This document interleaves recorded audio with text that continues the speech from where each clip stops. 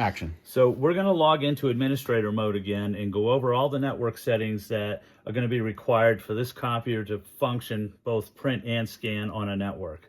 So we're going to go into administrator mode. So it's utility, administrator, and again the 1 through 8 password. Okay, so we're going to touch network settings, and then we're going to touch TCP/IP settings, and then we're going to use IPv4 settings for it to be on the network. Now you can set it to auto and let it pull an IP address if you like. I prefer manual, and I prefer to use the IP address of the old printer that they currently have. So with that said, you touch the manual input, you touch the IP address, and I'm just going to put a fake one in here. So I'm going to touch display keypad, and I'm just going to put a basic IP address in here. And as long as each octet has 3 numbers, you don't need to use the arrows, but in most cases the last 2 only have either 1 or 2 digits. So in this case, we're going to have to use the arrows. I think you can type in like 001. You can, yeah. So subnet mask most of the time is 255.255.255.0, unless the customer has a special subnetted address, which most of the time they don't. So in most cases, if they do, they have an IT staff that will do this anyway.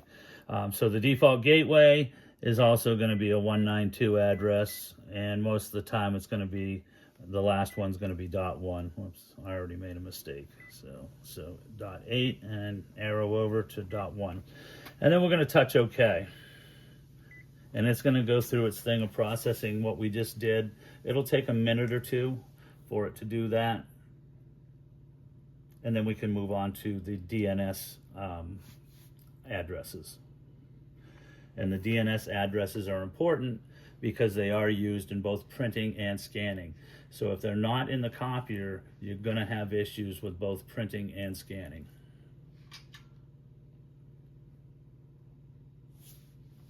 Okay, so it's back, it's processed the main addresses. So now we're going to go to DNS server settings under IPv4. And in this case, most of the time, the customer's default gateway will be the first DNS address. And we can do all that by running command and then...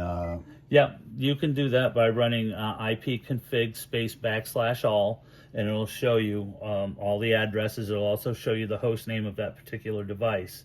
So in that case, and now for the secondary, I always use Google, which is 8.8.8.8.